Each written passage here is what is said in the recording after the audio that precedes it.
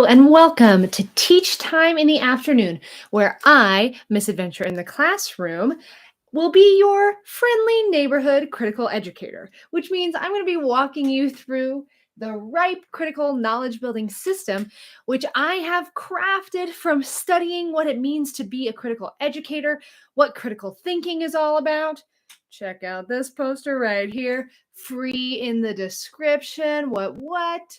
Yes, I have been studying the critical tradition as a whole, and it is pretty exciting. All the stuff that I have to show off to you, including this great system. It's made up of many components. All these things, other than that sweet freebie right there, are part of the RIPE critical knowledge building system. It comes with these 4 posters. Revere has a side B on the back, so really it's 5 posters. And then it comes with over 425 touchstones, which are what I like to call anti-standards. The whole point being is that each of these, this is Revere 2, I'm not going to yank it down. Here's the history version, the subjects, the different academic subjects, each will be having their own RIPE critical knowledge building system coming out soon. I'm putting the finishing touches on these. So right now, the only available one is the general lesson, but soon history, math, language, and science will be available for you to apply these specifically to your subject area. And as I said, they each come with 425 touchstones. At least those academic subjects got a little more. But the reason I can claim audaciously to call these anti-standards is because even though they embody universal ideals like the lesson we're learning has the power to solve problems, an obvious truth, an obvious phenomenon, but one that if we explicitly talk about in school, we're going to get a lot of fruitful dialogue out of, critical dialogue that's going to help your students develop a meaningful relationship with whatever lesson they have. So these, even though they're universal, boop, on the back have a QR code and a link that take you to a knowledge garden where teachers like you pretty soon will be sharing ideas there for how they take up these powerful lessons in their classroom. Like, yeah, this is a heart of every history class. But if it's up on the wall, if it is readily available for your students to engage in and be like, oh yeah, this is one of the good reasons why we study this history in the first place. When we remind them of these critical truths that so often get ignored in our desperate hunt to find all the facts, instead of getting back to what's really education is really all about. Spoiler, humans have been engaging in education long before there were tests. What? Humans were engaging in education long before there were careers and a job market. Well, if we took those things away, what would we be teaching for? We don't talk about it much, do we? We don't talk about the things. Hey, you hush. Thanks. That's Rugby. He says hello. And he agrees with whatever I was saying before he took my train off the tracks. He agrees. Approve, he says. What was I saying? I have bungee cord thoughts, bungee jumping. So they go down, but then it'll come back. It'll come back. So it took a leap off the cliff. It'll come back. I mean, it disappears completely. So who knows where it went? It'll come back. Anyway. Up. Boing. It's back. Yes. The meaning behind education. Now he's sneezing. Can you hear that? The meaning behind education. There is more than the job market. What? There is more than taking tests to take more tests to get into college so you can go into the job market. What? Education is more than that? Yes, it is. Let's bring it back with this awesome system. So it's a big idea, right? That the lesson you're teaching has the power to solve problems. Like, how do you take that up in your class? This is why it isn't standardized. I don't know exactly how would you take it up in your class? That's a good question that you have to answer. That's the thing about critical learning is you've got to do the heavy lifting. I'm sorry. In the mornings, I'm a critical thinking coach. Check out Colors of Critical live every weekday. And it is about strengthening our muscles. If critical work takes work, okay? And so this critical knowledge building system, yes, it will take work for us to figure out how to take this up. Because yes, I do think I've nailed it. That's an important thing that we do need to be talking about, right? Everyone's nodding along. I see you out there. You agree. We should be talking about this more. It should be central to what we're teaching, along with other things. This is just Revere that we're hitting on right now. And by the way, I'm hitting on Revere too, because this is the touchstone that I'm creating a lesson plan for. Just like we're talking about, how will this idea get taken up? I'll be spinning for the subject. Will it be history? Who knows? Last week, I did a science lesson for middle school over Revere 1, which is for Patreons only. Critical lesson planning. Check it out every Sunday for as low as $1.50 a month. What? That is a deal. That is a deal because these are hard to make into lessons, but that's why I want it to be a collective project. Because I don't know, like, I know I'm onto something here, but like, I need some help, you guys.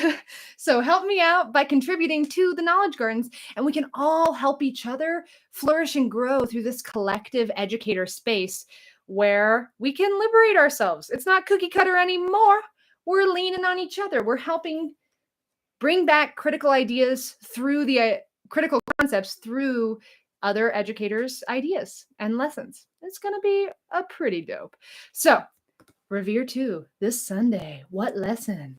What age group will I spin? We'll find out at the end of this teach time session. But for now, I've talked a little bit about Revere, but these are the 4 main categories that all these touchstones fall underneath.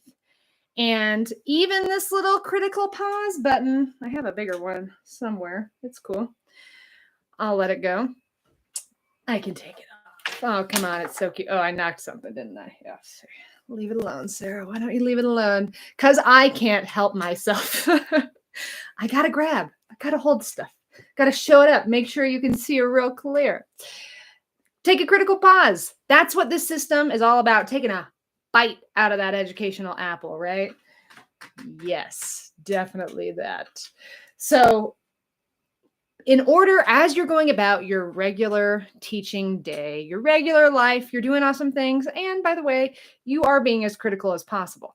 This is just here to give you some backup, to help you, as I said, have visual resources to help you remind yourself and make it part of your classroom culture, right? If you're regularly referring to these critical concepts as you engage in your academic discourse, come on, your kids are your students are gonna begin to pick up on this culture of critical engagement. It's gonna be awesome. It's gonna be awesome. I'm excited about it. So as you go about your regular teaching day, you can take a critical pause and be like, let's focus. Let's focus on one of these touchstones. Let's talk about how what we're learning right here, right now, is part of a greater story where you get to solve problems with it. How can we start to solve problems with it? Now we get into interesting stuff, right? The 3, oh, I got blurry there. The 3, you know what? Oh, no. What did I just learn? Can I learn lessons from my past? Yes, I can. And I will not take that off the wall. What I will do without touching is show you that this is a level 1. Okay, there are 13 level 1 touchstones that are big and bold like that and cover big ideas, big sweeping ideas.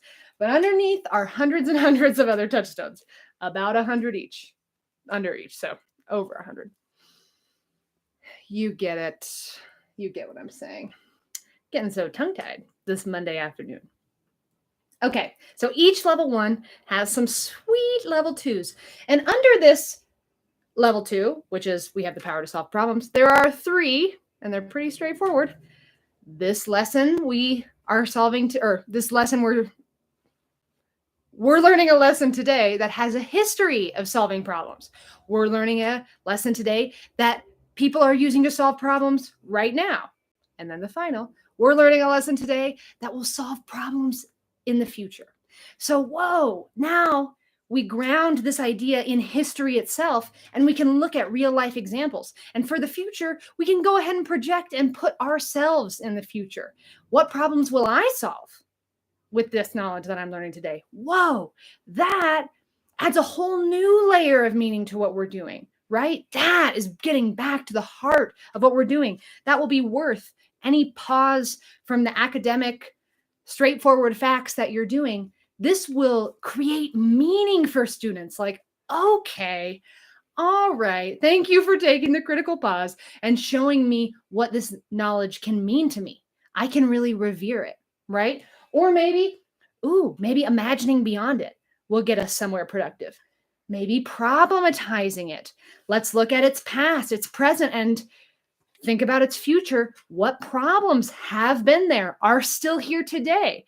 What problems will be in the future if we keep these problems today? What could we change, right? These are exciting questions. And then enhancing. How do we make this better, right? This stuff's great. We've learned a lot of reasons how it can solve problems. How can it solve problems even better? Come on. I want to learn now what you're teaching with that framework. That's pretty good stuff. It's pretty good stuff. So I am going to stop rambling about the system. I'm still early in this series. So every time I start off on Monday, I really let fly, huh?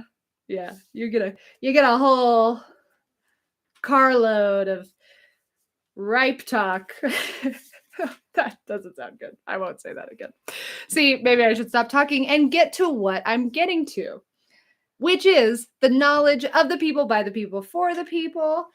It is quotes and wisdom from people across time and space, really just the planet so far, that helped me design this system the way that I did. So I want you to know some meaning that I had while I designed this, so that you can be like, okay, yeah, let me also infuse that meaning into how I bring it into my classroom.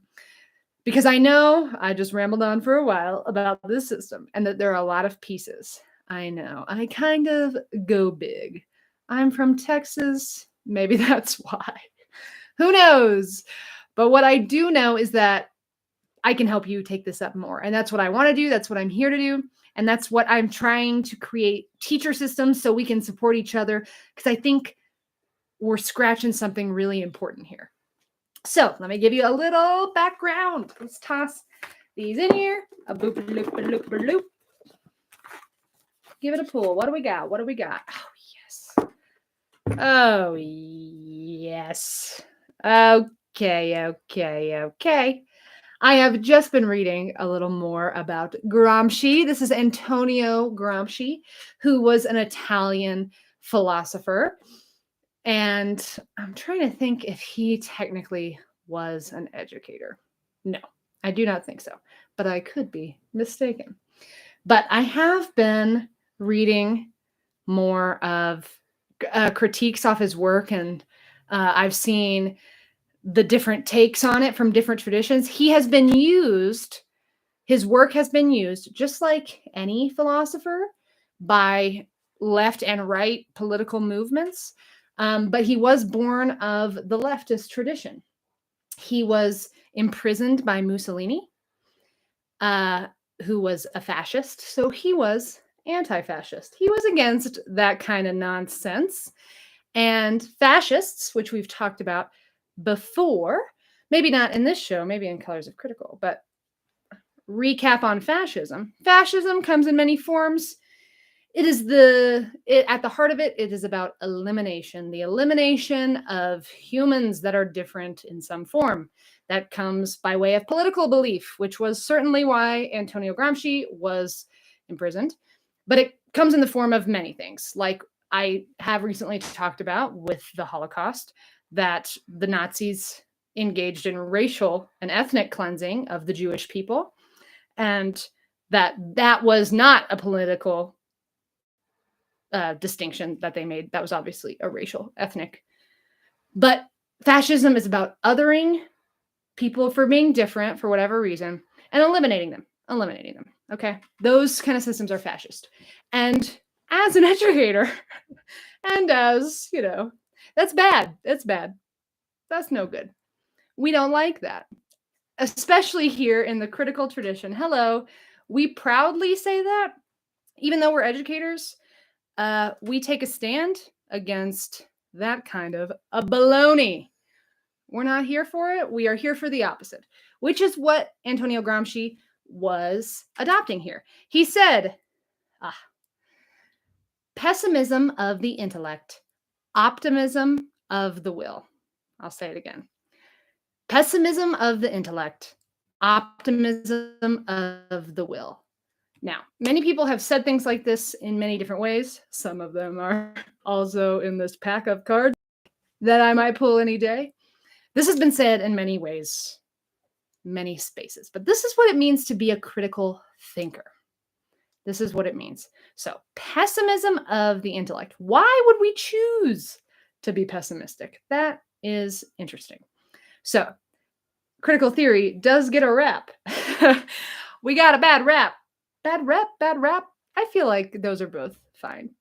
Whichever one it is, we've got both of them in spades, whatever that means. I looked it up recently. It has to do with, what's that old lady game? It's not spoons. Some other card game. Anyway, it has to do with some card game. That old lady's bridge. Anyway, back to Gramsci.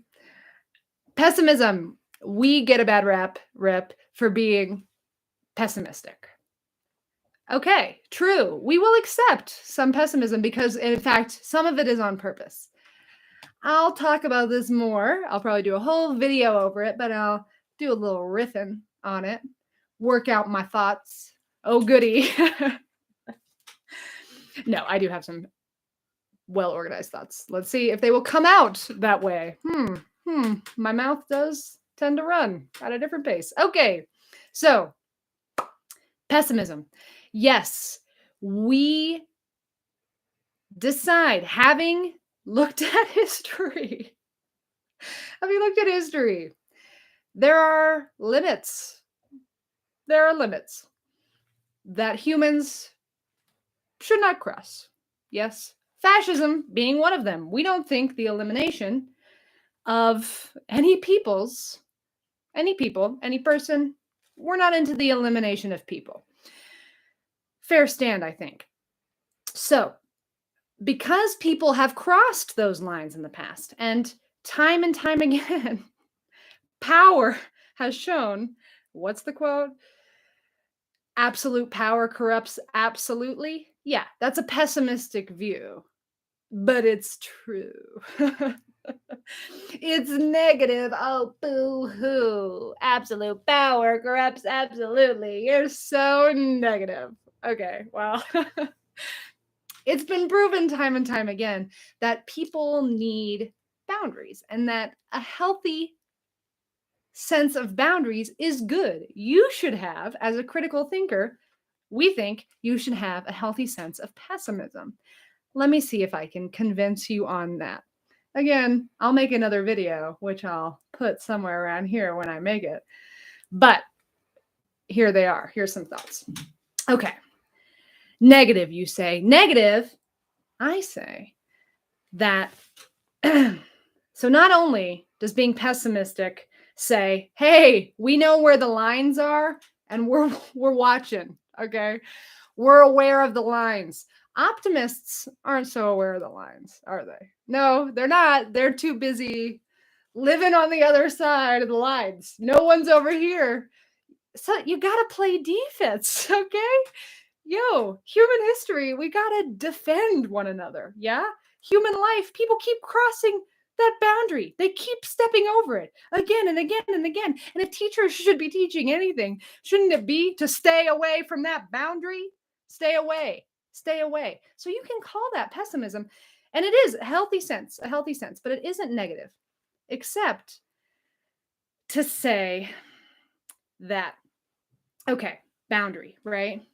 And we're guarding, as pessimists, we're guarding a particular as proud pessimists, we guard the defensive boundary, okay? But that means that we also have a sense of healthy space, right? We know the bounds in which we should live, or at least we know not all of them. By no means do we know all of them. That's not the claim I'm making. But what I am saying is when by having a sense of a line, we know that there is a good area and a not so good area. Yeah. And we apply that sense. So there's a positive space and a negative space. Yeah. So there is that sense of it. But then there's the positive space, as in we should be here. We should not be here. Okay. But then there's another interesting space which we live on. There's another plane. Okay. So we're on that plane, but we're also on another plane, which says, here's what we are doing. Then there are boundaries. What are we not doing?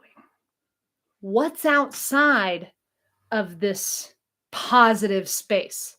Positive as in this is what we are actively engaging in, okay? What's in that negative space? What are we not engaging in? There's another boundary over there that pessimists are going to have an easier time locating. Ah, ha, ha, ha, ha, ha, ha. Ooh, here we go. Turn a negative on its head. What? So by having a strong, healthy sense of pessimism when it comes to should and should not, you're going to be able to understand that crossing, right? And what that crossing is and should not be, right? When you understand that phenomena, you can say, okay, so there are times when we shouldn't step over the boundary. I understand that as a pessimist. Boy, do I. But what about the other type of crossing the boundary? What about going negative in the sense of doing something outside of what everyone else is doing? Usually it is pessimists because they think, maybe there's something optimistic over there. Okay. So we like pessimists to an insane degree, which I think is why I'm good at being critical. I've really had to strengthen my pessimist. I've really had to work at developing that sense of pessimism and gaining my voice and learning to see in that negative space. That has been a journey, and I'd say the best damn journey of my life. So, have I sold you on pessimism? What do you think? I don't know. I'm sold. It's pretty great. A healthy sense. We're dialectic here, okay? Which means we never fully give over to one whole thing. We'll take a thing as long as it's useful to us. It's not an elliptical machine. Maybe, yes, it is like that. It is like that. That's exactly how I think of dialectics. You use something till you can't use it anymore. I can't go on this leg anymore. I have to use the other leg. Okay? And it's useful to me until it isn't useful, and then I go on my other leg. So opposites are not bad things. Opposites keep us moving. All right? We like opposites. So not only do we like pessimists here, welcome to the club, optimists. Welcome to the club, because we've got a space for you. So we want you having a sense of boundaries in your intellect. In both senses, having a sense of, oh no, there are some lines that we don't cross. There just are. It's the human. It's complicated because there are human lines we should never cross, like do no harm. But then also, I've talked about last week how sometimes there are moments where you got to do some harm to stop a greater harm. So and in fact, if you did no harm, you would cause more harm.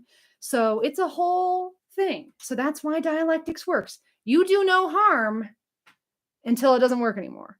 And then there are some places where that gets you stuck, right? And let me give the specific example. I don't want you just doing harm because you think you should. No, this is very small, very small. Most of the time, do no harm. 99.99999% of the time, it's going to work until it doesn't. Okay? And this is what it means to be critical. You start getting dialectical. Start getting dialectical, baby. Ride that elliptical. You know what I'm saying? Okay, so we want you to have a sense of boundaries, right and wrong. Use those to the best of your ability. But then also, what are we doing? What are we not doing? Ooh, pessimists can really imagine. Pessimists can really imagine in a way that optimists won't as much. But optimists, don't worry. And again, these are muscles we all have. I had to learn to be pessimistic, and it's good. It's good stuff. I'm so much more interesting, you guys. So, hey to my pessimistic friends who are like, yeah, we knew you were an optimist. Like, you're not fooling anybody. Okay, fair enough. I am not a natural born pessimist. I had to learn your ways, okay? I had to learn your ways. And it is not my instinct. I have to practice them. So help me out with that, all right? And I'll help you out with this one. Okay? So I was really calling you out because you're going to have to strengthen those optimistic muscles. And I know you don't want to hear it from an optimist, but I'm telling you, you'll be more interesting. A pessimist with hope? Come on. Give me a pessimist with hope, baby.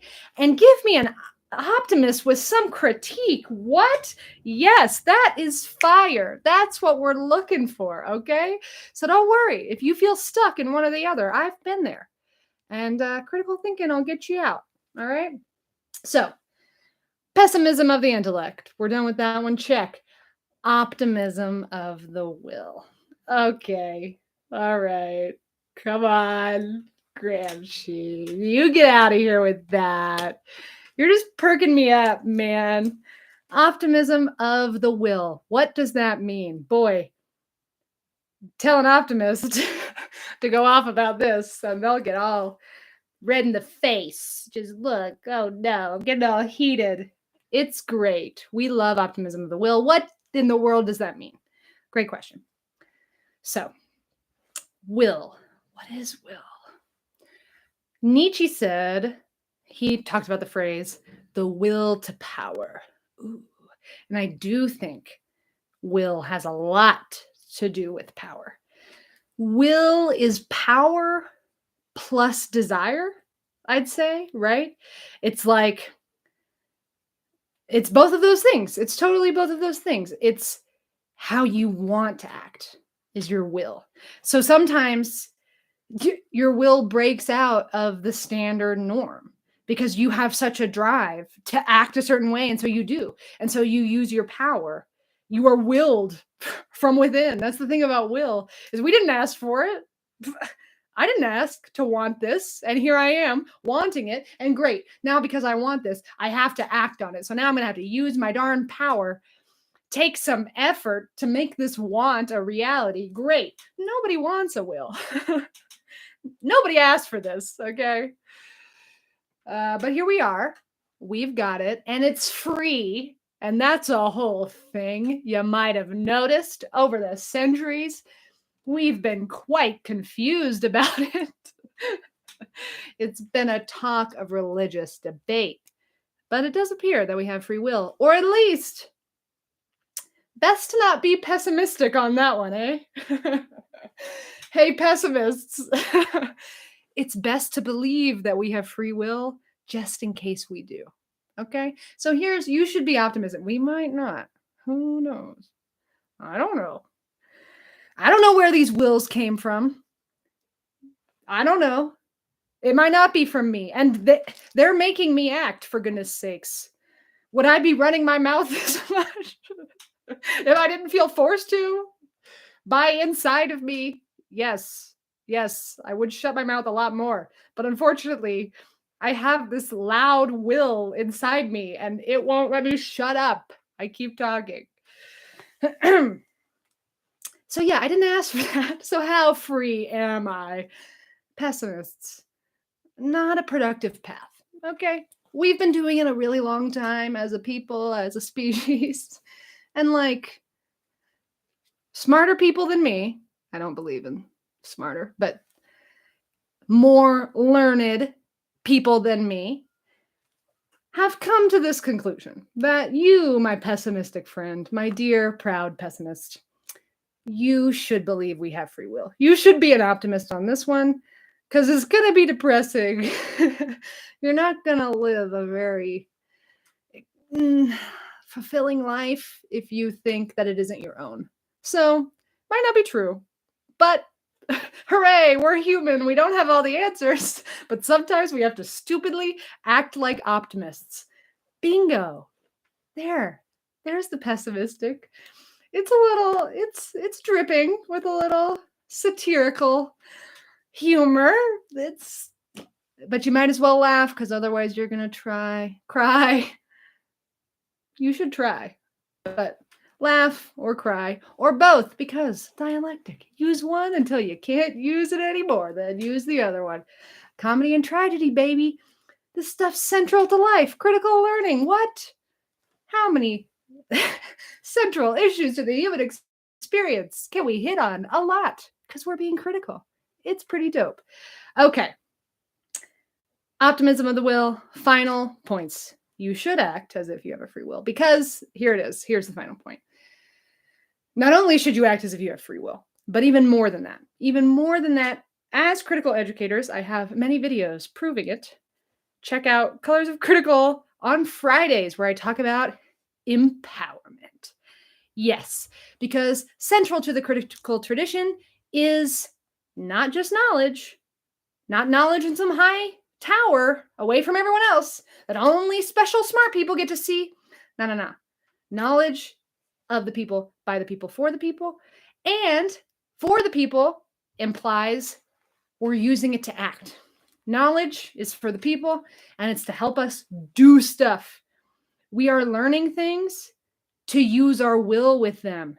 We're not just learning them so we can check off boxes in our head. We're learning them so we can act, okay? Critical scholars have been studying how to link knowledge and action. I had to watch my fingers go in to make sure that they did. And that's what critical scholars have been doing very intentionally, making sure what does this process look like of knowledge and action actually acting together? Because how many times have you learned something and then be like, oh my gosh, I knew that. Why didn't I do something about that? I knew that. How come I didn't act? That's a really disempowering feeling because you could have and you didn't. And so critical theory wants to rid you of those moments. Say goodbye, kiss them bye. Goodbye. Liberate yourself to the best of your ability. They'll still happen. But as often as you can, link knowledge with action. That's what critical learning is all about. And so, optimism of the will, we believe that all knowledge, all true knowledge ends up in action. We believe that anything meaningful ends up in action. If it's meaningful to humans, then they act on it. If it's meaningful enough, right? So again, how can we make what's important meaningful enough? Get the right critical knowledge system in the link below.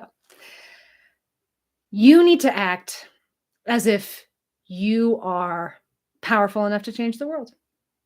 There, I said it, and I meant it. You need to be super optimistic. Because what do you have to lose? It's the same with free will, the same logic. What do you have to lose? It might turn out that you flippin' can. Okay? And critical scholars believe you do. That's a key part of being consequential. Decision making.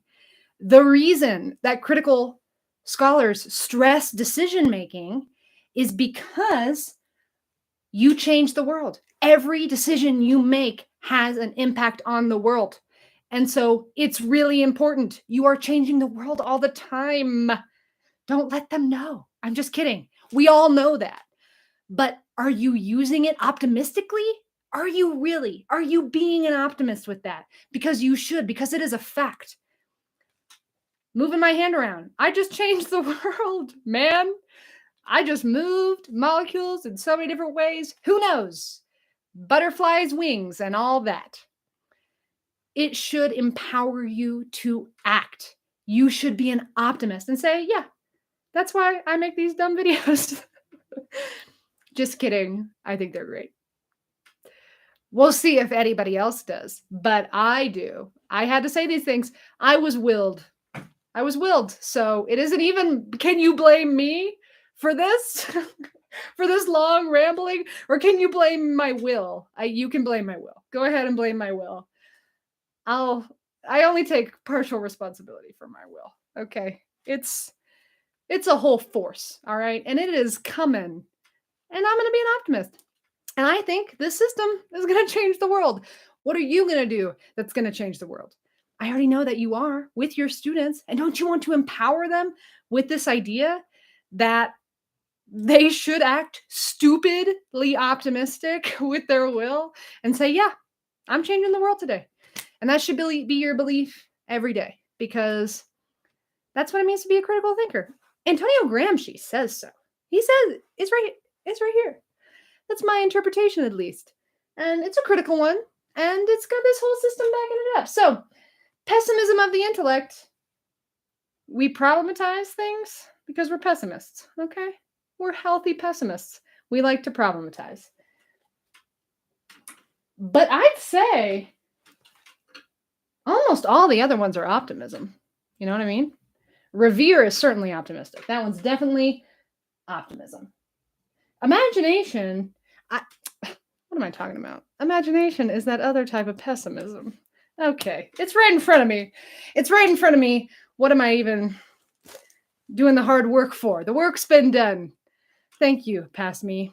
Yes, that other boundary crossing. So not only do we defend the pessimistic should not do, but we are and we're not. Boom. That's the other kind of pessimism. Is imagination is a form of healthy pessimism.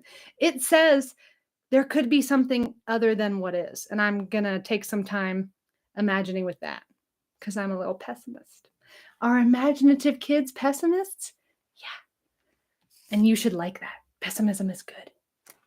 Negative space, baby. We love it.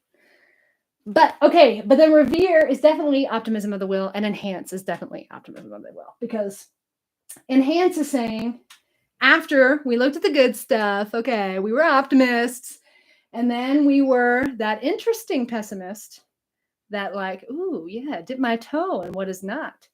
But then we really get into that good, healthy pessimist. Like, let's figure out some lines. What lines is this crossing, this lesson, this knowledge that we're engaging in today? What lines is it crossing?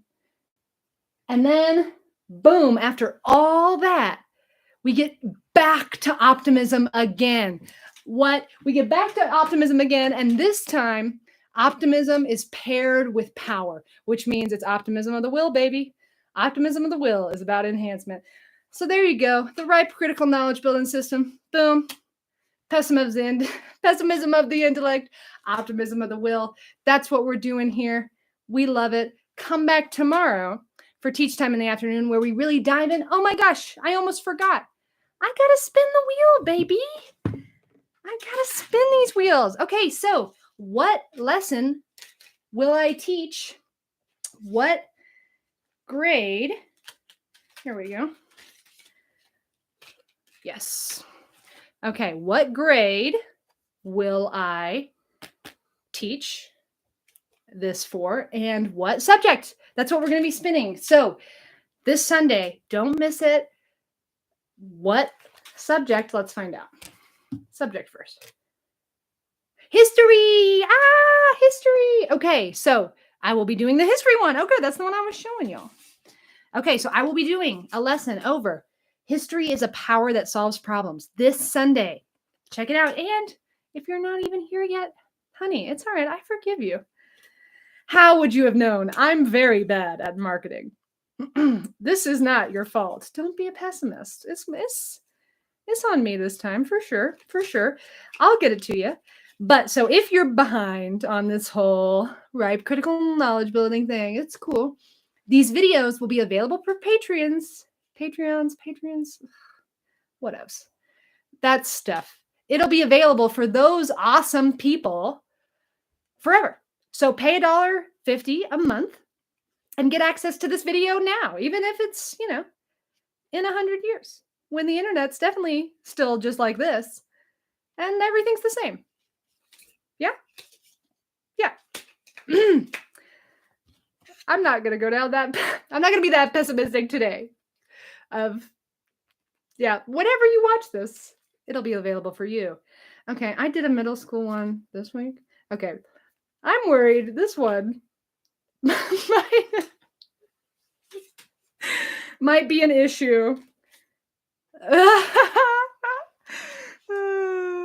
I was worried about that. Okay, we'll go sideways. All right, it won't look as visually cute. Oh my God, I spun middle school again. You wouldn't have known it. I could have lied to you, but I didn't. All right, high school. Okay, so I'm going to do a history high school lesson we're learning a lesson that has the power to solve problems. So, hello, check it out. Critical lesson planning. Can't wait to see you there. It's going to be dope because we're pessimists of, I've got it. Retake. Because as critical thinkers, we are pessimists. Pessimists of the intellect and optimists of the will. Thank you. Thank you very much. I will see you tomorrow for teach time. You're not going to want to miss it. I will see you then. Bye.